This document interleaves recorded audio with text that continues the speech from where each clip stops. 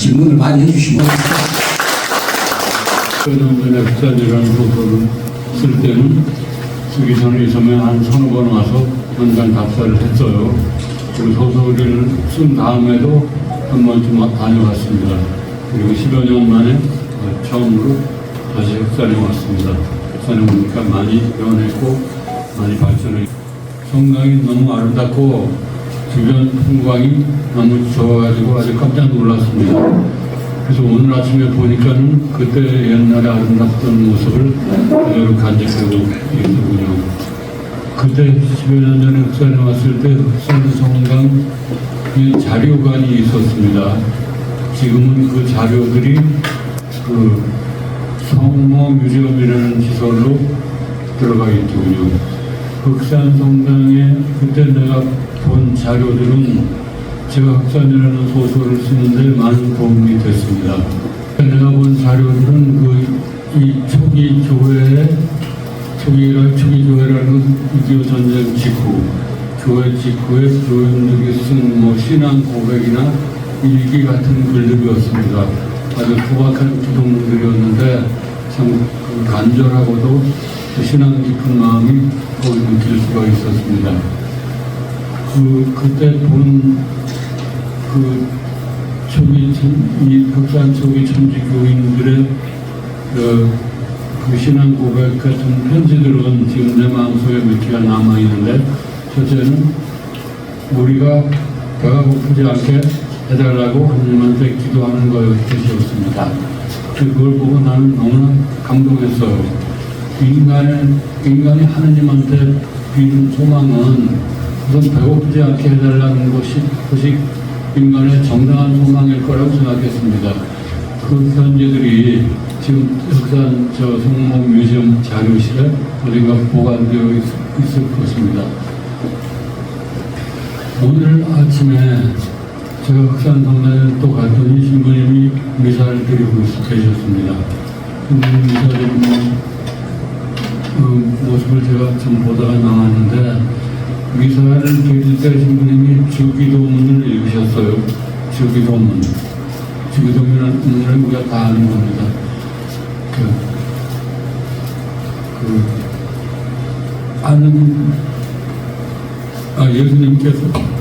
예수님께서 인간이 기도할 때 어떻게 기도를 해야 되는지 가르쳐 주시는 거예요. 아주 간단한 기도문이죠. 천주교에서는 가장 소중한 기도문이라고 생각하고 있습니다. 우리가 다 아는 거예요. 오늘날 우리 일용할 양식을 드시고 그것이요. 먹을 걸 달라는 거예요. 일용할 양식을 주십시오라고 기도하는 인간이 얼마나 간절한 기도입니까? 영어로는 daily bread, 매일매일 우리가 먹는 빵을 달라. Give us our daily bread. 일용할 양식을 달라. 기가 막힌 일이죠. 기가 막힌 간절한 기도입니다. 그리고 일용할 양식. 영어로는 daily bread. 날마다 먹는 빵. 날마다 먹을 만큼만 달라는 거예요. 쌓아놓고 먹을 것은 아니다. 그날 먹을 것만 주시면 우리는 좋겠다. 데일리 브레드를 다루는 필요합니다. 그리고 우리를 시험에 들지 마시게 하고. 왜냐면 우리가 약한 인간이기 때문에 시험을 들고 시험하면 우리가 악에 빠지니까 선과 악 사이에서 우리가 선택할 수 있도록 그 갈팡질팡하게 우리를 거기 시험에 빠지지 말게 해달라는 거예요. 우리의 인간의 도덕성을 하나님이 테스트를 하지 말아달라는 거예요. 왜냐하면 우리가 테스트를 하면 잠시 악에 빠질 수가 있으니까 우리를 시험하지 마라.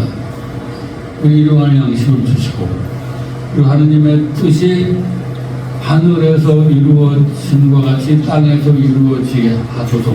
이 기도의 뜻이에요. 하나님의 뜻이 우리가 죽은 다음에 내세 하늘에서 이루어지는 것이 아니고, 그것과 똑같이 우리가 살아있는 동안에 우리의 인간의 땅 위에서 당신의 뜻을 하나님의 뜻을 이루라는 거죠. 하나님의 뜻이 이렇게 고상하고 아름답고 거룩하고 자유평등 정의를 실현하는 것이잖아요. 하나님의 뜻은. 그걸 제발 인간이 사는 땅 위에다 좀 해달라. 내세에 하지 말고 그 기도문을 오늘 아침에 흑산 성당에 갔더니 오늘 아침 신부님 성함을 모르는데 신부님께서 그 기도문을 읽으면서 미사를 드리고 계셨어요. 오늘 아침 가봤더니 미사에 참석한 신자가 2명이었습니다.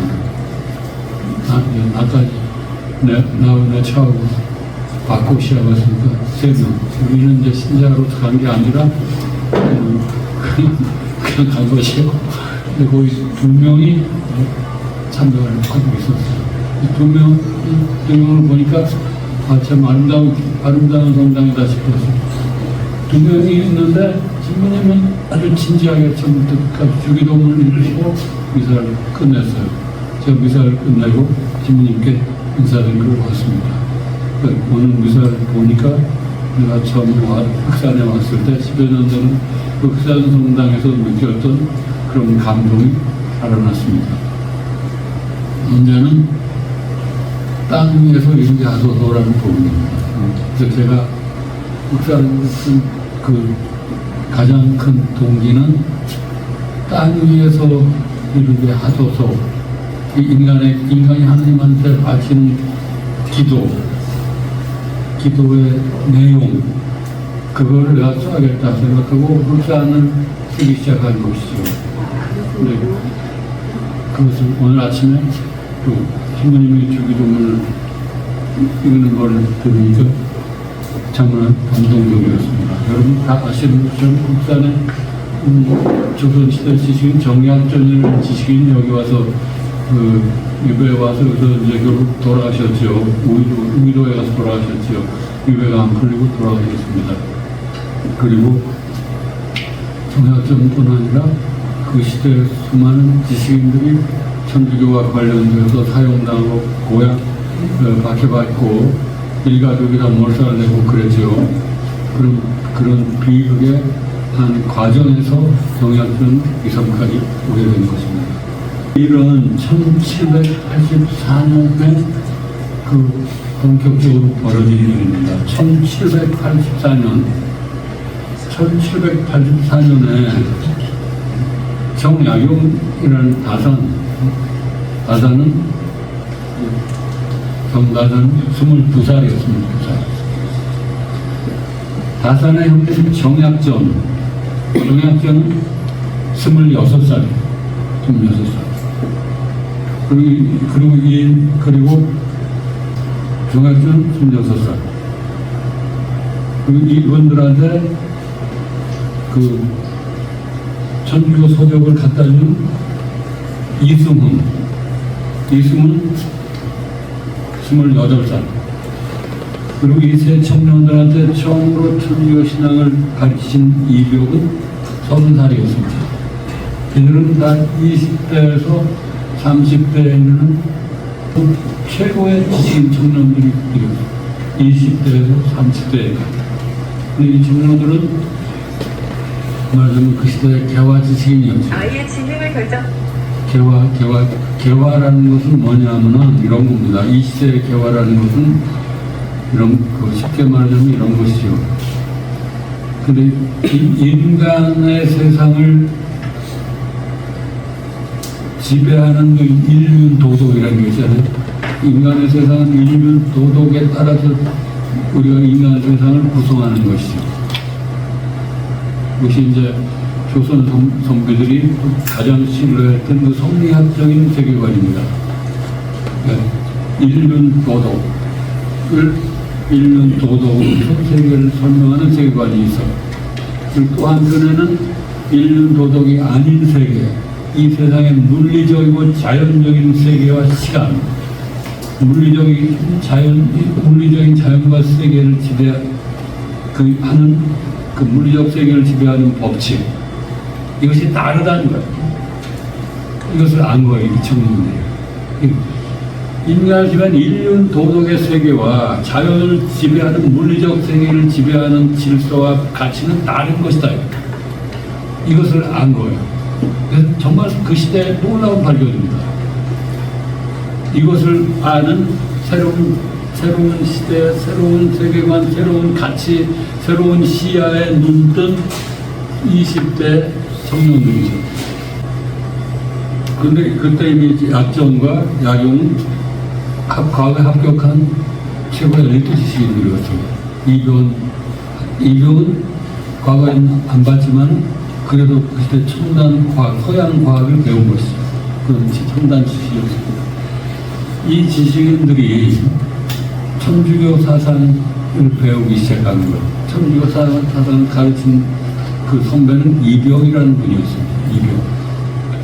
근데 하느님이라는 존재는 아까 말한 그 두 가지 세체계가 있잖아요. 이 세상에는 물리적 자연을 지배하는 원리가 있고 인간을 지배하는 인륜 도덕이 있는데 이 양쪽 세계를 모두 관장하는 어떤 통합적인 이념과 통합적인 세계관이 있다.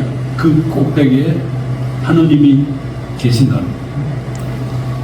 그러니까 이것은 정말로 이 젊은이들한테는 아주 놀라운 신천지를 보는 것 같은 행복감을 주었던 것이죠. 그리고 하느님의 세계에서 그 세계에서는 인간 평등하다. 인간 평등. 근데 인간 평등하다는 것은 정말로 그 놀랄만한 개벽이죠. 그 시대 인간의 신분 서열과 양반 쌍놈 무슨 그 신분 서열에 의해서 완전히 구별이 되던 시대였거든요. 그리고 이 신분 서열이 세습되는 거예요. 몇 백 년 동안 이 양반 쌍놈 신분 서열이 세습되는 사회에서 인간은 평등하고 인간은 사랑을 해야 된다. 방해를 애주 사랑이라는 걸 먼저 가르친 거예요. 그러니까 여기에 이제 젊은이들이 매혹적으로 빠져들어가게 되죠. 더구나 20대, 30대 그 아주 머리 좋고 명석하고 선명한 감수성을 제일 큰 정약손이라는 만성입니다. 저희 형수가 돌아가셨어요. 그 돌아가신 때는 경기도 팔당 양수리에 있는 그 정신의 그 종가에서 형수가 돌아가셨습니다. 그래서 이 청년들이 형수가